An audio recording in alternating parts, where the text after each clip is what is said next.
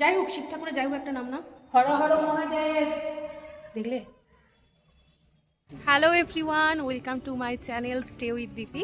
তো আজকে একটা নতুন জায়গায় এসেছি, পুরোটাই তোমাদের সাথে ভিডিও করে শেয়ার করব। তো ভিডিওটা তোমরা লাস্ট পর্যন্ত দেখো, ফ্যামিলির সাথে এসেছি, আশা করি তোমাদের ভালো লাগবে ব্লগটা দেখে। এসেছি আমরা 108 শিব মন্দির। তো বর্ধমানের নবাহাটে অবস্থিত 108 শিব মন্দির, এই নিয়ে আমার দুবার আসা। তো ফ্যামিলির সবাই এসেছে, পেছনে দাঁড়িয়েছে, আমি ভিডিও করছি বলে তাই একটু সামনের দিকে এগিয়ে এসেছি। তো চলো তোমাদের একে একে করে শিব মন্দিরগুলো দেখাই। আর আমার বাবা ছবি তুলেই যাচ্ছে চারিদিকে। এই যে মহাজিষ্ণু, শ্রী ভৈরবপতি, তোমরা ভিডিওর মধ্যে অনেক কটাই শিব ঠাকুরের নাম শুনতে পাবে। আমি 108টা হয়তো নিতে পারিনি, কিন্তু অনেক কটাই নিয়েছি, তোমরা তো 108টা শিবের নাম উচ্চারণ করা, শিব ঠাকুরকে দেখানো একটা ভিডিও মানে 3-4 মিনিটের ভিডিওতে তো সম্ভব নয়। তোমরা যারা বর্ধমান বা বর্ধমানের আশেপাশে থাকো, একবার হলেও নবাহাটে 108 শিব মন্দিরে এসে মহাদেবের দর্শন করে যেও। আমি বলছি, এত সুন্দর চারিদিকের পরিবেশ সাজিয়েছে না। মন্দির তো আগে থেকেই ছিল, আমি অনেক মানে বিয়ের পরপর এসেছিলাম, আজ 3 বছর পর আবার এলাম। তো চারিদিকে এত সুন্দর সাজিয়েছে। এই যে এটা হচ্ছে কপিলেশ্বর, ওখানে হচ্ছে সিদ্ধিনাথ, এখানে হচ্ছে কৃপানাথ, এখানে হচ্ছে নাগেশ্বর, এখানে হচ্ছে গিয়ে কেশব, এখানে হচ্ছে পার্বতীপতি। তো এই করে 108টা নাম রয়েছে। তো 108টা নাম আমি হয়তো দেখাতে পারবো না ভিডিওর মধ্যে, কিন্তু চেষ্টা করবো কয়েকটা তোমাদের সাথে শেয়ার করার। তো চলো, মন্দিরগুলো সবগুলোই একই আদলেই তৈরি, একই টাইপেরই দেখতে মন্দির, শুধু নাম কটা আলাদা। আর শিব ঠাকুরের গায়ে এখন চাদর চাপানো হচ্ছে, যেহেতু ঠান্ডা রয়েছে।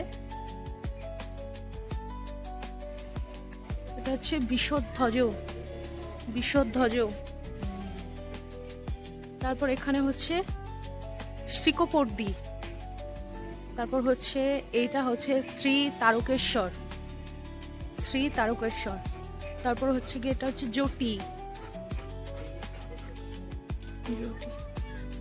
এটা হচ্ছে বিভূতি, এটা হচ্ছে শম্ভু, কারণ এগুলো সবই হচ্ছে গিয়ে মহাদেবের নাম। এটা হচ্ছে শ্রী প্রথমপতি, তারপর হচ্ছে বিঘ্ন বিনাশক, তারপর হচ্ছে গিয়ে যোগী জনাদন, এটা হচ্ছে বক্রেশ্বর, এটা হচ্ছে হরিহর, ভেতরে এটা হরিহর, এটা হচ্ছে জগৎগুরু। এই যে এখানে মহাদেব এখানে বসে আছে, এখানে ভেতরে আছে।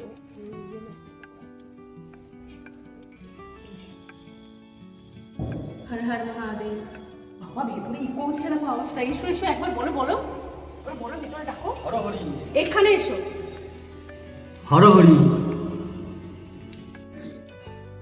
কটা দেখলে গুনতি করলে?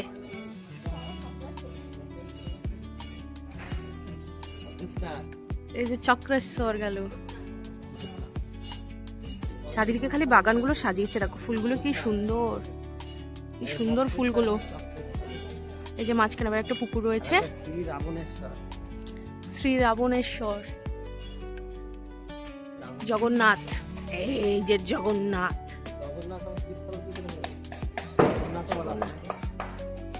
দেখো এখানে পুকুর। তারপর হচ্ছে শ্রী ঘণ্টেশ্বর, উমাপতি, শিবপ্রিয়। কি ফুলের কালারটা দেখো, বাগানও তৈরি করা আছে এখানে, চারিদিকে ফুলের গাছ লাগানো আছে।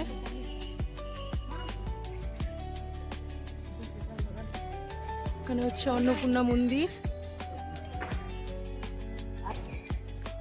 এই যে নন্দী, শিব ঠাকুর থাকবে আর নন্দী থাকবে না, এই যে কানে বলে আসবো। এই যে নন্দী, ভর্তি গোলাপ ফুল। এখানে তো এগুলোকে কি বলে রে? কাঁদার মতো ভর্তি, দেখো না এটাকে কি বলে বাবু? সূর্যমুখী না, এটা কি? গোলাপ ফুল। না সেদিকে যে হলুদ হলুদ ছোট ছোট দেখো, ছোট ছোট হলুদ হলুদ, কি একটা ফুল বলে, তিলক বীজ ওই জনার্দন। ও এই যে জনার্দন হতো, এখানে দেখো চুন দিয়ে রেপ দিয়ে দিয়েছে। সনাতন, ওরে এখানে বাগানটা দেখো রাম লক্ষ্মণ। কি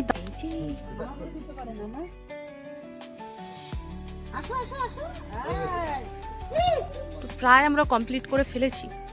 আর এই সামনে যে বাচ্চাটা হাঁটছে ওই অবধি গেলে এন্ডিং পয়েন্ট, মানে ওই প্রথম থেকে আমরা স্টার্ট করে এতটা ঘুরে এলাম।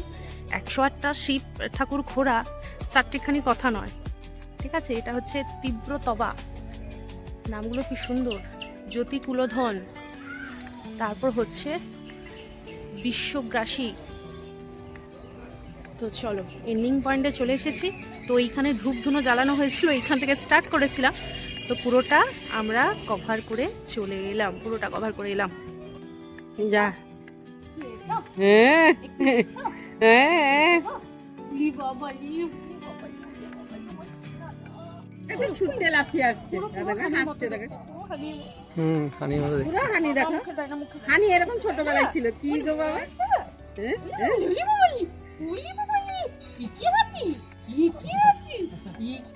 তো এখানে বই প্রসাদ সবকিছুই পাওয়া যাবে 108 শিব মন্দিরের তরফ থেকে।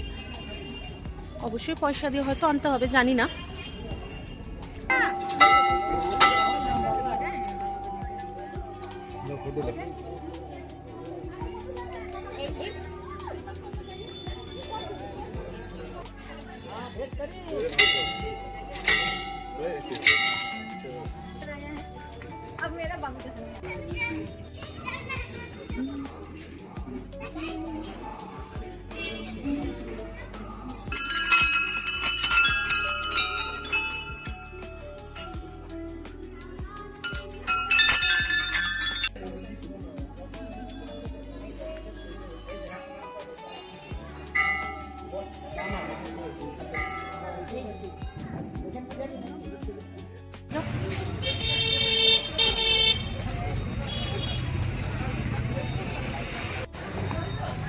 আমরা এখন বেরিয়ে যাচ্ছি 108 শিব মন্দির থেকে। পেছনে দেখতেই পাচ্ছ অন্ধকার হয়ে গেছে, সন্ধে হয়ে গেছে, বাড়ি ফিরছি।